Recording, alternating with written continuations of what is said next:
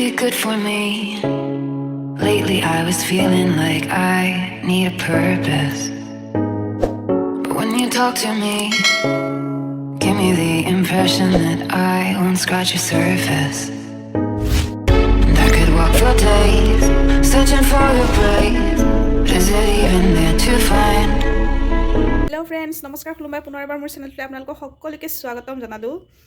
আহিছোঁ অন্য এটি ভিডিঅ' লৈ। মই লোকেল চিকেন কিদৰে বনালোঁ সেইটোৱে দেখাবলৈ ওলাইছোঁ। চ' ভিডিঅ'টো স্কিপ নকৰি শেষলৈ চাই যাওক ফ্ৰেণ্ডছ। এটি হ'ব আজি লোকেল চিকেনখন, তো ভিডিঅ'টো চাই যাওক। এয়া লোকেল চিকেন ল'লোঁ মই হাফ কিলো। এইখিনি এতিয়া মই বনাম। এই ৰেচিপিখনৰ নাম হৈছে মোৰ উলট পালট ৰেচিপি। তো চিকেনখিনি ধুনীয়াকৈ পৰিষ্কাৰকৈ মই ধুই ল'লোঁ। এতিয়া মই হালধি, ৰেড চিলি পাউডাৰ, নিমখ লগাই ধুনীয়াকৈ মিক্স কৰিম এইখিনি।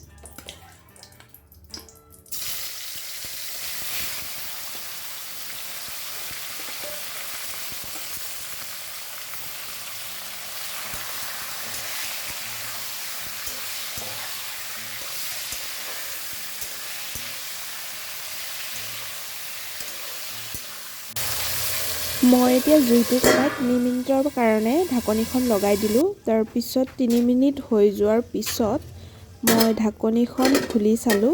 এইখিনি লৰাই দিলোঁ।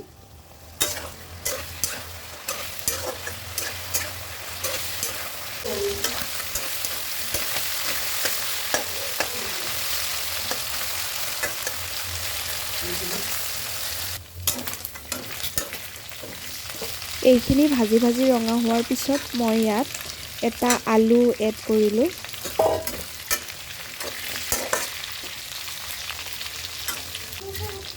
পুনৰ মই 4 মিনিটৰ বাবে ঢাকনিখন লগাই দিলোঁ। 4 মিনিট কমপ্লিট হোৱাৰ পিছত ঢাকনিখন ওলাই চালোঁ।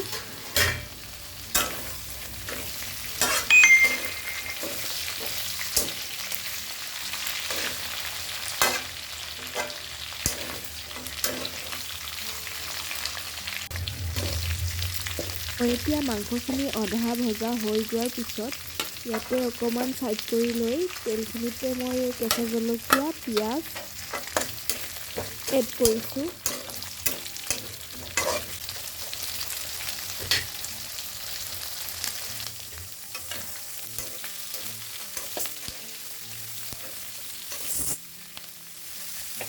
এইখিনি লুটিয়াই পুটিয়াই এনেধৰণে ভজা যোৱাৰ পিছত পিঁয়াজখিনি পুনৰ এবাৰ অলপ ছাইড কৰি ইয়াতে আদা নহৰু অলপ থেথেলিয়াই থোৱাখিনি মই ইয়াতে দি দিলোঁ। এইখনৰ নামেই হৈছে উলট পালট চিকেনৰ ৰেচিপিটো চব মই এতিয়াহে দি আছোঁ। যিবোৰ আগে দিব লাগে সেইবোৰ পিছত দি আছোঁ মই, তো চাই যাওক।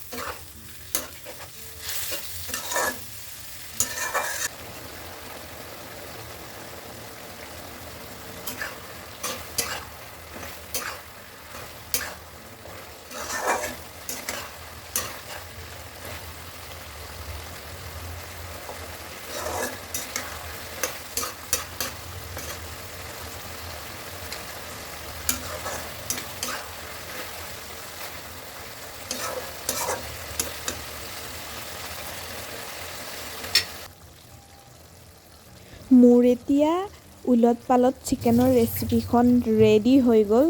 খাবা আৰু এতিয়া ভাতেদি ৰুটিয়েদি যিহেদি খোৱা। এতিয়া ধনিয়া পাত অলপ দি দিলোঁ। তো তাৰপিছত এতিয়া মানে এনেকুৱা টেষ্ট হৈছিল মানে খাবলৈ। মইতো খালোঁৱে বাৰু, সেইকাৰণে ক'লোঁ এবাৰ বনাই খাই চাব, বহুত টেষ্টি লাগিছে। আৰু এনেকুৱা ঠাণ্ডাৰ বতৰততো খাই বহুতে বেছি ভাল লাগিল মানে।